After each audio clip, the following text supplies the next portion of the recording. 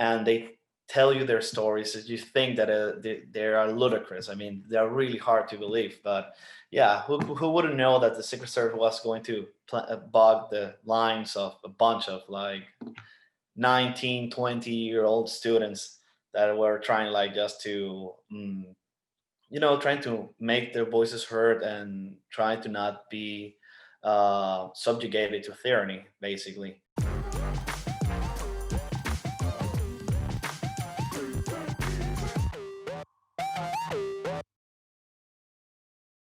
Hey friends, and welcome back to another episode of Called and Unqualified, Create, Worship, Inspire video series. My name is Brenna, and I'm unqualified to be any sort of political expert of any kind. And today we have a very special guest. We have Eduardo. And Eduardo, do you want to share a little bit about yourself? Hello, yeah. My name is Eduardo Monteverde. I am from Venezuela, and I managed to spend the last 3 years in Colombia, and I just moved to the U.S. to make my master's in law. So yeah, I mean, thrilled to be in the show, Brenna. Thank you for inviting me. Of course. And do you know what kind of law you want to go into? Yeah, I'm focusing myself in intellectual property and more focus into innovation and technology based and how the law and technology relates. I think it is like, I mean, it's the present that we're facing right now, and law and lawyers cannot be blindsided or try to um, evade that technology is here. And we have on our lawyer professionals and all the guilds and we have to adapt ourselves to these new times. And I mean, I'm a believer that law is going to be way more different than we see it nowadays. From 10 years from now, it's going to be really real different, like from how to give counsel and advice to being a trial advocate. It's going to be real different. Yeah, I definitely agree with you. I think so many things are changing too, with like everybody working from home. Because, like, before, a lot of lawyers just work with really confidential information. So they were like working in person. So I don't know. Have you heard about that in any of your classes? Like, have your professors talked about that? Not quite yet. I have been taking right now like a lot of courses to in order to take the bar. Only I have one that just started that is law and tech, and we're right now like just reviewing like how technology is like involving in everything in everyday lives and stuff. But it has like a more like a sociological twist. I'm still like trying to figure it out because the sociology part of how the law and the tech understand themselves. It is interesting, but it's not the main focus that I'm looking for right now. But yeah, I mean, I'm still like with good expectations of what I can manage to get out of it. But I always try to not let schooling stop with my education. I think that's something that is vitally important. That even though that a degree has importance, colleges and universities right now they give you a set of skills, but you still need to find yourself a lot and to prepare yourself with another set of skills that all the labor force is trying to require you, like a lot of team working and critical thinking, fast complex problem solving. That those type of skills you are going to develop it more when you try to work on yourself and to be job work experience and others than going to an actual college or university trying to teach you like I don't know, thinking how to think, it is quote unquote. Yeah, and like you were sharing before, you don't like to take the easy way out. Like, it sounds like you're not going to let anything stop you. Do you want to talk about a little bit like how you got here, like some of your experiences? And because you said you're self-taught in English, and that's not an easy thing.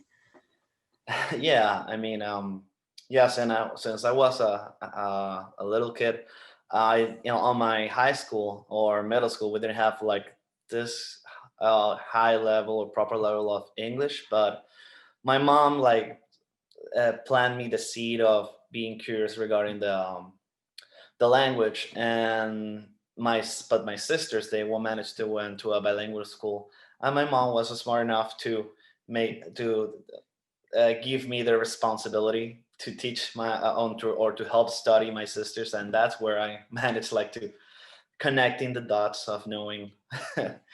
And yeah, I mean, it has been quite a ride. I mean, I was first in Venezuela when I got my bachelor degree in law, because in a lot of Latin American countries of civil law, we have bachelor's degree in law.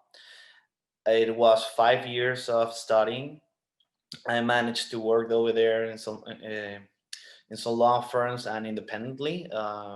And then I decided to go to move to Colombia and to make a degree and validate also my degree and to bar myself in Colombia.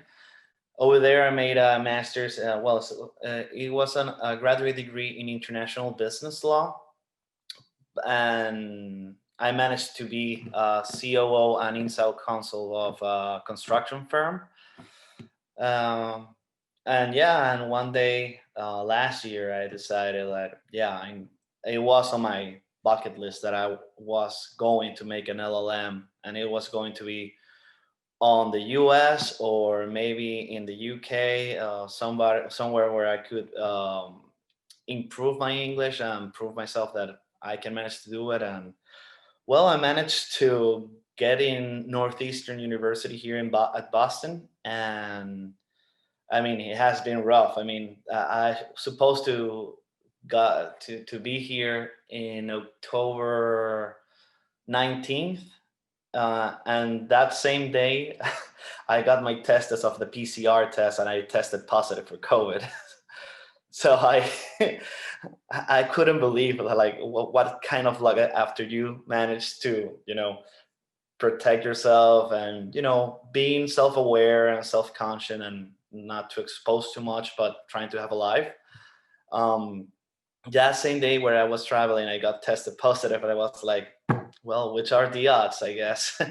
So I have to wait there like about 14 days, and then I got tested like three more times, and I all tested negative, and then at least I managed to travel here and to start. But the struggle is real. Yeah.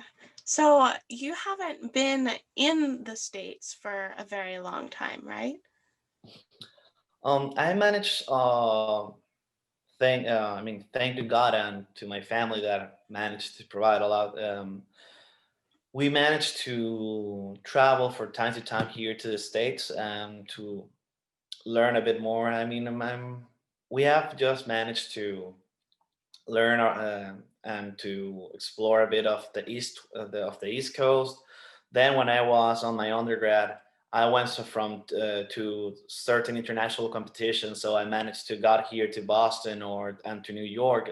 But yeah, I'm still exploring and knowing and having the opportunity to meet amazing people. I think Americans are, I mean, they're amazing and heartwarming people that really like to welcome somebody. I mean, if you do all things right, the doors are always open to you. So that's something that is really really nice, even though that everyone is in their own thing, managing and hustling and struggling, um yeah, but that's how it is. Yeah. Oh my goodness. I'm so glad to hear that you've met some nice people over here. That was a question that I had because you seem to be very well traveled. So, what have been your impressions so far of like living in the United States with your past experience and present experience?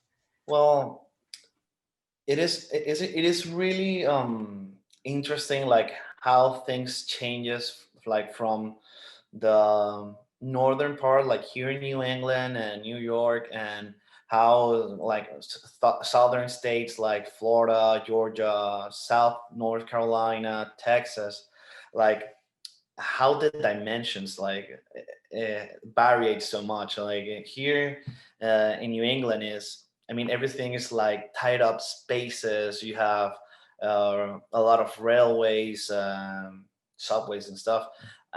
You can, I mean, cities communicate themselves by train, but on the south, you need to get a car for in order to live. I mean, because this is our way too long, and I mean, your life is not locked on one city. I mean, you have to manage yourself to be constantly moving, and I mean, and everything over there is like amusingly enormous. Yeah. So you grew up in Venezuela, right? Yeah. Um, were you comfortable talking about some of your experiences in childhood and then as a young adult? Some of the things that brought you here today and how it changed you as a person. Yeah, of course. I mean, I had I mean, I, I had managed to get an amazing childhood. I guess. I mean, it was all good. Um, I have managed to be. I mean, I was raised in Caracas, that is the capital city of Venezuela. But my dad had a farm out of state, so I managed to learn a lot of the rural areas of my country, to travel a lot and know its people and how all this contrast of different realities that we have to make, that we have over there. Um, but yeah, um, everything was relatively fine. But then when you start like reading and studying, we knew that we were in a short, we were declining like really, really quick. But I mean, everything like changed a lot after Hugo Chavez went into power, and I mean, things changed like so drastically, and especially because something of the democracies and stuff, that it is amazing how um, somebody that um, can mean so much harm to its people can manage to get there by populism and to only having charisma, and flip up everything that was like trying to be fixed and trying to addressed. So yeah, that's a thing that we struggled a lot regarding that. It was amazing, like how he managed on his way to speak to turn one Venezuelan store against the others, like how the middle class was like struggling in the middle, and how everything radicalized and polarized. We got on our family was wrongly expropriated from some of our properties. Until this day, we haven't been paid or nothing. I mean, they stole that from us. So it has been a real struggle, and it has like forced us to pivot and to trying to adapt ourselves and see how can we manage to make it, trying to maintain things and to give a quality of life to our family. And yeah, it has been quite challenging. And yeah, I mean, I because of that, I grew up, when I got into college, I went politically active. I never got into a political party, but I did manage to be really politically active. Um, just a bit before that, I started like in NGOs promoting vote, um teaching people about voting rights. Afterwards, I went and be one of the images of the student movement that was in Venezuela. And I mean, it was relentless. A lot of policy development, seeing how to make a stop even though that we were like a bunch of students. Um, we managed to get our cell phones bugged by the Secret Service over there. It was, I mean, it when someone that was involved in certain ways of politics over there, and they tell you their stories, you think that they are ludicrous. I mean, they're really hard to believe. But yeah, who wouldn't know that the Secret Service was going to bug the lines of a bunch of like 19, 20-year-old students that were trying like just to trying to make their voices heard and trying to not be subjugated to tyranny, basically. And with Maduro, everything got like has been like from bad to worse, and everything was going bad. And then with a lot of the economical controls that we have over the economy, and after Chavez had passed away and Maduro went in. I mean, it was something that it was inevitable. So yeah, I mean, afterward, that our economy declined drastically, and it has been, I mean, quite demanding and challenging to know like everybody that you know in in your circles, um, starting like to struggling more to even like have a decent job, have a proper way to even to get their groceries. And what impacted me the most actually it was our migration. I mean, a lot of Venezuelans migrated out of the country since Chavez went in, and then it has been like increasing drastically. And it is really, I mean, for Venezuelans it is amazing because we used to be a country that we received migration, that we didn't generate migration. We have migration from almost all Latin America, especially South America, Colombia, Peru, Brazil, um, Ecuador a lot. And we had a lot of Europeans populations that were from the Spanish Civil War and from World War II. They found a way to develop and to have a life in Venezuela. And I mean, it is mind blowing. Like, because we have Italians, French, Germans, Portuguese, a lot of the Spanish community. And it was amazing that they went to Venezuela having 14, 17 years old, uh, with nothing in their hands, and with hard work and having an entrepreneurial spirit and wanting to become better. I mean, they managed to um, overachieve themselves, open their businesses. So with that entrepreneurial spirit, they managed to overachieve themselves and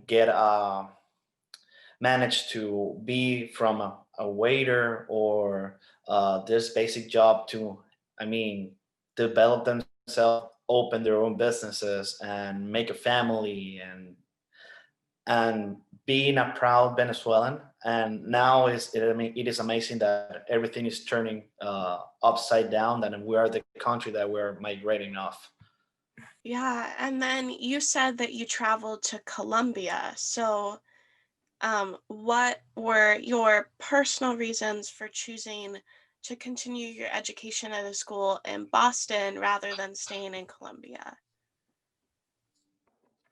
Well, Colombia was a thing. I mean, there was a part of me that always said that Colombia was it was just a point of, how do you say it, to escalate myself to. It was temporary. I wanted to get to gather more international experience, to know myself a bit better, to have something different in order to have better skills, to in order to continue with with my career and everything. And well, how they managed to get to Colombia, I mean, that's a bit funny because I managed to have some family in Colombia, but it was basically because of my girlfriend that was living in Colombia.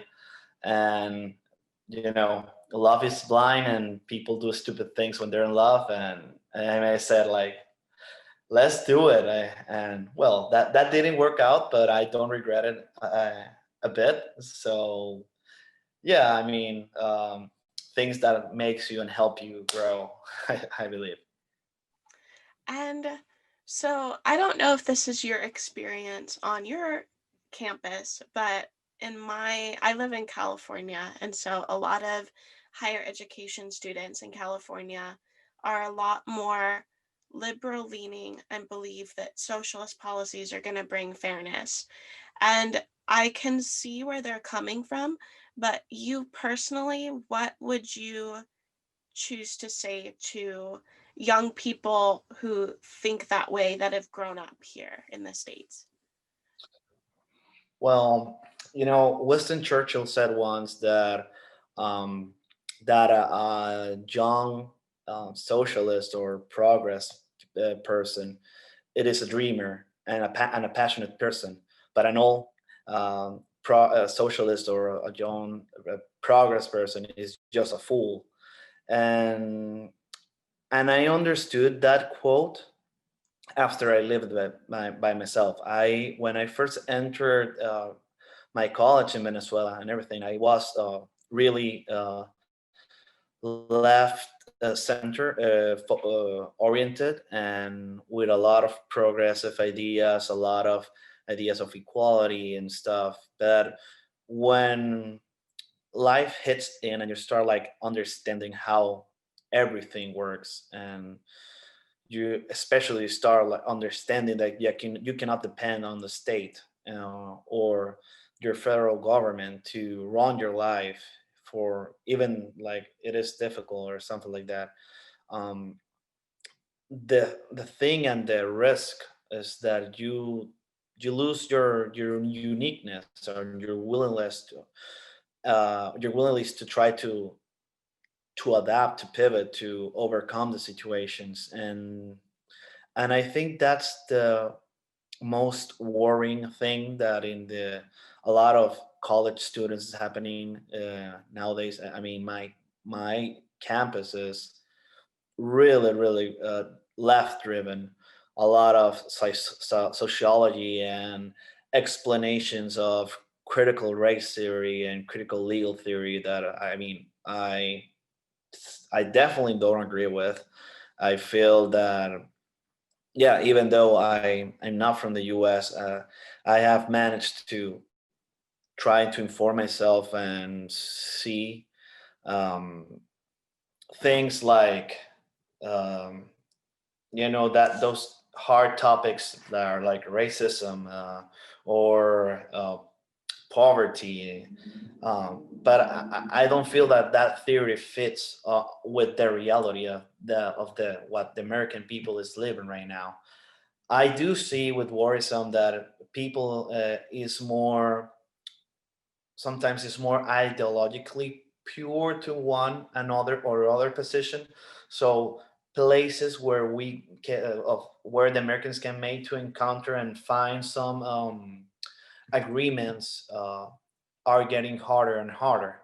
So that's a thing that I think that um, it needs to be checked out and be looked for. I think that mass media is having a really nocive effect on how the news are being delivered, because by that right that they have to make the edition or the editorial view that they want, they are leaving behind a lot of facts, of important and relevant facts, that if someone, for example, from Fox News will have that new with a lot of different facts, and from CNN it will be the entirely opposite. So I mean, Americans, they're like living in or watching via the news two different realities of the same facts. And I think that in that moment is where a lot of things can maybe go wrong. um, I think that I'm a person that I have can manage to speak with somebody that it is he have the completely different ideology than mine, but at the end, you have to try to find like your political views is are not the only thing that identifies you, and that they're not the only way to get close or to have a relationship with a person. And I think that it is important to us to understand that, because um, it's nothing bad. I mean, polarization by itself is not bad by itself, but when you combine it with a lot of other factors that have been happening, it can be start turning to be a bit dangerous. But at least in my opinion, I mean, I can be totally wrong. So, but I mean, that's the way that I'm seeing it. Yeah, and I would absolutely agree with you that like maybe it's not one extreme or the other. Like it's not polarized because that's where I feel like it goes from just being passionate about helping people to being very controlling. And I don't know if you would agree with this, but I think that maybe one of the misunderstandings for some of the students that have only grown up in the United States with more freedom than I could imagine living with is it's not, I don't think the government can or has the responsibility to fix all of the evil that exists in our society. Like, I think that that's the responsibility of the people. Yeah, I mean, somebody here in the States said once that fighting for your liberties is hard, but you meant to keep them. But when the government tries to take away that liberty, you have the opportunity to fight, to take your liberty and keep it for yourself. But when you're willingly desiring to give away your liberty to the government, trying to take it back is way more harder. Is way more harder. And I know that because I lived it in Venezuela. I knew when people decide to give away their liberty and their rights in order to have, I mean, plates of food or bottles of alcohol or things to build their houses. And that was the populistic way to give me your liberty and I will give you stuff. And then there was no way to turn it back to try. I mean, it was so much harder to us, and it still is, to take back again our liberties and our rights, because a lot of our society just decide to give it away for a plate of food, basically.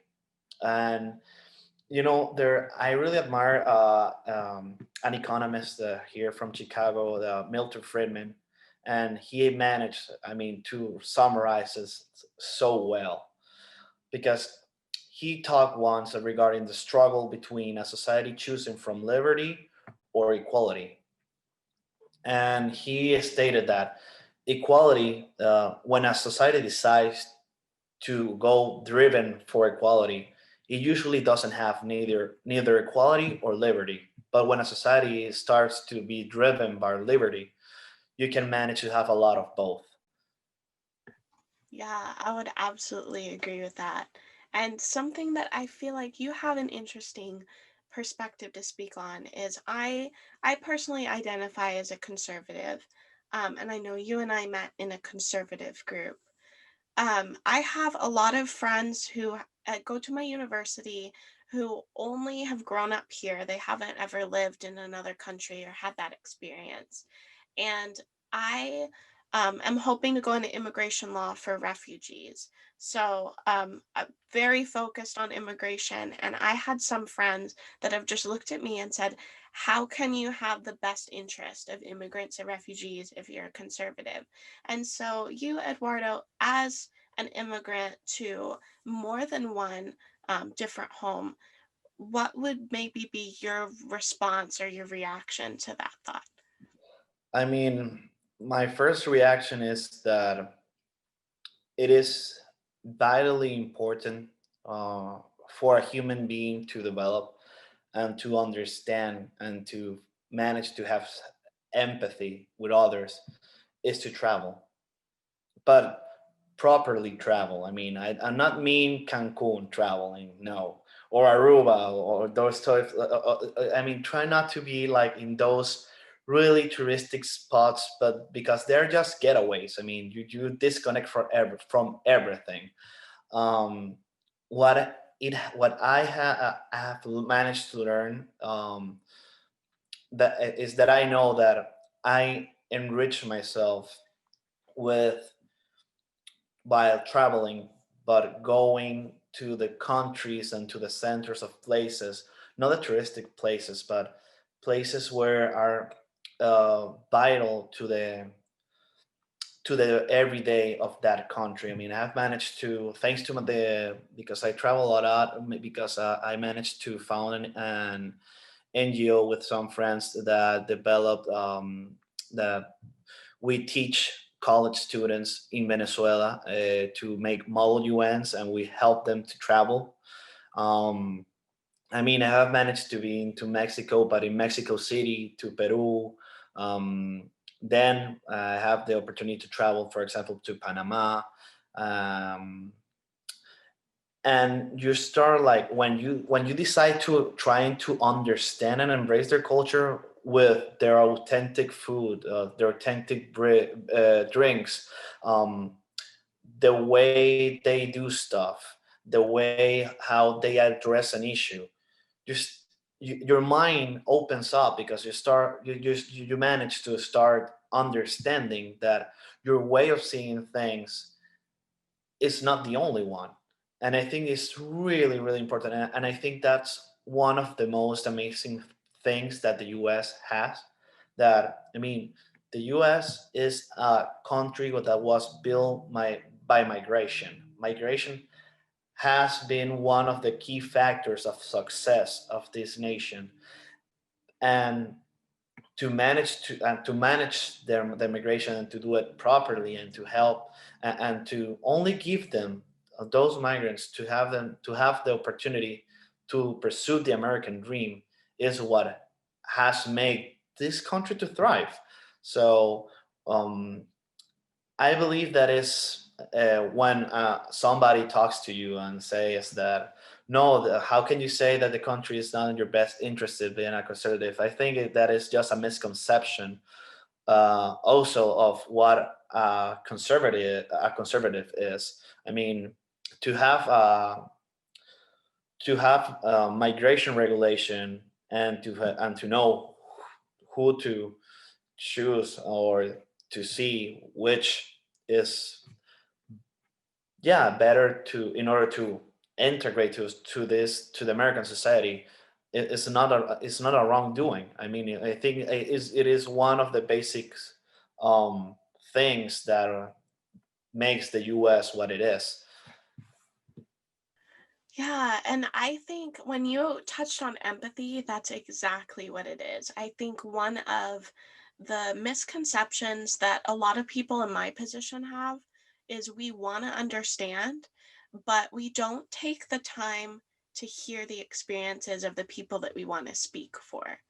And I think that that's some of the issues of a lot of people whose hearts are in the right place, but maybe the policies that they want to see implemented aren't the ones that are going to exactly work because they're not taking the time to sit down with these people and actually hear what they want.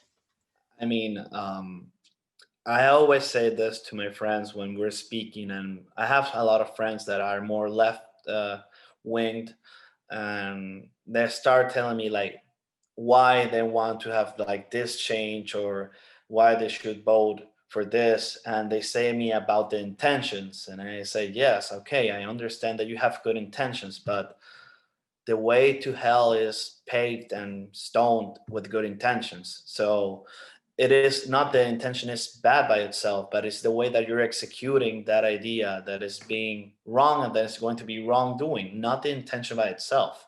Because we may have the same intentions, but the idea is to have an, to execute that intention, but with a way and a methodology that doesn't bring us down to hell, basically. Yeah, and my family, my Venezuelan family, we have some family members living here and some that are still in Venezuela, and they just tell us horror stories of waiting in line for days to get a carton of eggs. And just some people over here that have never heard those stories of Venezuela will look at my family and say, like, why do you not want equality in the ways of some of these socialist policies where things can be redistributed to everybody? And it is that level of good intentions, but like you were saying, it's well paved. It's been tried over and over again. Yeah, and I feel and I find like ironic, like how a lot of how socialists themselves are like, they say no, but Venezuela it ain't socialism. No, but the USSR wasn't socialism. No, but North Korea wasn't socialism. You're like, dude, you got to be freaking kidding me that you're saying that in my face. I mean, and I have to I have to admit that I sometimes a lot of people manage to get off my nerves, but it's because they start telling me things about my country, and I'm like, if you like, I can buy you a ticket and be over there for a year. If you manage to stand a year over there, you are right, and I will pay for everything. But if I'm wrong, you're going to pay me everything, because I mean you have to put your money where your mouth is, because people speak so lightly and so disregarding of how risky um, certain politics can turn out to be, like, so dangerous. I mean, I have still have my parents and two of my sisters in Venezuela, and my little brother is in Colombia. And I mean, in Venezuela, it is absurd. It is absurd days in order to find to fill your gas tank, your car gas tank, in an oil producing country. I mean, it is ironic as hell. It is almost unimaginable, but it's happening. And I mean, and people tell me, no, it is because of the blockade or the economic. No, I mean, it is because the central of the government of Nicolás Maduro didn't make any of the investments that was supposed to do on the oils fields or in the economy, and they just stole the money and use it for everything else, and to for their pleasures, than in order to make the country thrive. It's just as easy as it is. I mean, and also they have managed to kill all the an economic initiative in Venezuela. I mean, um, I mean, we used to have one of the best coffees in the world competing to Colombian, and we still have it, but all the networks of distribution got lost. We still managed to have one of the best cacaos and chocolates in the world, but we cannot send it or produce it. I mean, the cacao tree is over there, but we cannot manage to do anything with it because it is so over regulated that it is almost impossible to yeah, to make a business or to start something. And maybe if you manage to start it, I mean, corruption during the registry of your company or anything in between can make you stop and leave that opportunity to entrepreneur. Yeah. So I don't know. Did you have anything else that you wanted to add to anything that you've already mentioned? Mm, I mean, Venezuela as as an experiment of socialism, it is Mhm. tough. I mean, it's a harsh reality. I think almost any Venezuelan can tell you the horrors of what actual socialism looks like. The end game, it looks like misery, famine, and and desperation. When I went into politics during the student movement, the persecutions that we received were horrible. The violence that was used against us was something massive. And I lost a lot of friends during the protests in 2014, and afterwards I tried to help a lot of people and tried to be off the streets. And you know what is amazing, that you start working with the human rights centers of your university, and the desperation of how many people were incorrectly apprehended and trying to get trialed without a defense or any type of due process was absurd. Um, Thanks to the team that we managed to do, we managed to free almost almost 1,500 people that were improperly incarcerated or detained during the protest in Caracas, and the state of Miranda, that is the one that englobes, that is um, Caracas. And again, I know because I went there. I passed through that of being somebody that believed on equality, and that this progressive liberal politics were good. But the facts and reality, and while I was studying, taught me otherwise. There is no magic number. There's not a magic list that will tell you you are you're equal to another one after you have your own house, and then your own car, your own helicopter, your own yacht. There's not that list. You can be equal, but the only equality that we should try to be asking for and trying to be looking for is to be equal in front of the eye of the law. That's the importance. And it's one of the things that, for example, in Latin American countries, we struggle a lot. That is that people is not that they are not equal in front of the law. And that's when I say it is important to work towards to have a more equal society, but equal towards the law, not material equality, not on none of that stuff. When you try to apply, it's really nice when you read it, when you read it and think about it. But on the application, it is it is not possible. And if you try to do that, you're just constraining the liberties of everyone, and you're taking away the possibility of every individual to try to thrive and to pursue their own happiness.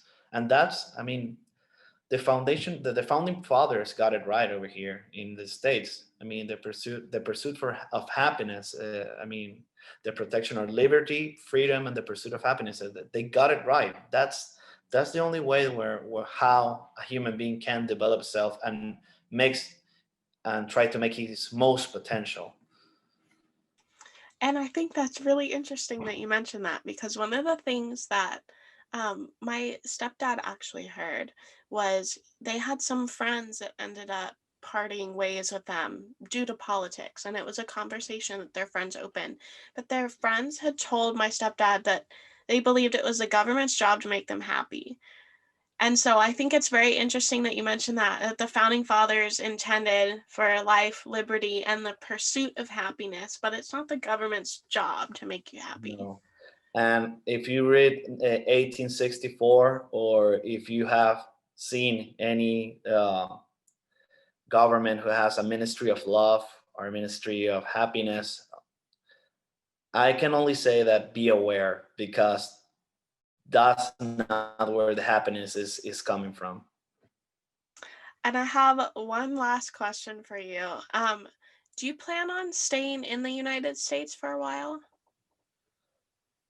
Well, I'm hoping for to do that, to see my if I can manage to open my opportunities here. I'm right now on my student visa on my F1, and well, trying to make the most of college and my education, and then trying to apply with my OPT, and well, keep it everything legal and in terms, and see what happens. But yeah, the idea is trying to at least have some experience here and learn uh, a lot of different things, especially regarding law, and trying to make a difference over there.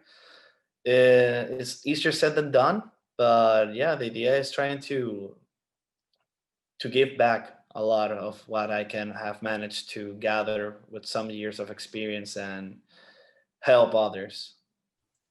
Would you ever consider going into American politics, like running for office? I don't know. I don't know. I'm really interested. I was a fan actually of House of Cards. I mean, I was like, it was even taking away the dark and obscure part. I mean, politics is always has been something really really interesting for me.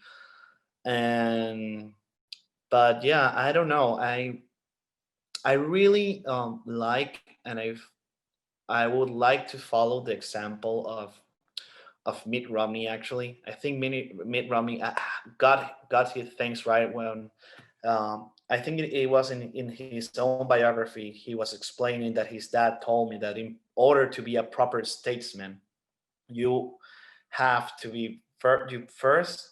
You need to make your own business and make it thrive. So you're not. So you may not be a subject to lobbyists to try to influence your vote as a representative. Then have your own family and let them grow, because one of the most important thing for me at least is to have my own family and to see and grow and thrive. But if you are into politics since way too early, your family is going to struggle a lot and is going to suffer, because I mean politics is tough.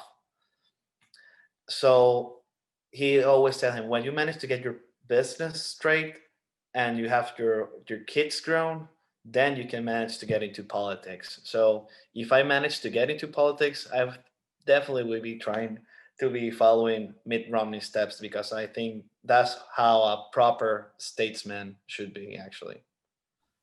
That is so cool. I've never heard anyone say that before, so that was really cool to hear. Did you have anything else you wanted to add before we wrap up? No, I mean, thank you for the opportunity. I think that I have way too much spoken. I haven't let you to speak so much. No, this was the whole point. I'm so glad you had so many great things to share. So thank you for taking your time out of your day, your busy schedule as a law student right before finals. I mean, as I told you before, where there's a will, there's a way. I mean, if you have the willingness to do it, you can manage to make some time to things that are important. So yeah, I mean, thank you for the opportunity of inviting me to your podcast. Oh, of course. Thank you. Okay, guys, so that's it for today's episode. Thank you so much for watching. You can find all these episodes and podcast episodes on createworshipinspire.com, and you can even find the link to our Patreon. And merch is now available, so you can go over to createworshipinspire.com to place your order. Please be sure to comment down below with what you would like to see on this channel and any ideas you have for future videos. Also, please be sure to like this video, share with a friend so they can hear the amazing things that Eduardo had to share, and subscribe if you haven't already. And and and if you want to have to keep yourself updated in YouTube, hit the bell below so you can keep yes, yourself updated. yes, thank you. If you want notifications, you can hit the bell. And you can also follow the Create Worship Inspire Facebook, Instagram, and Twitter pages for more exciting updates. And we'll see you next time.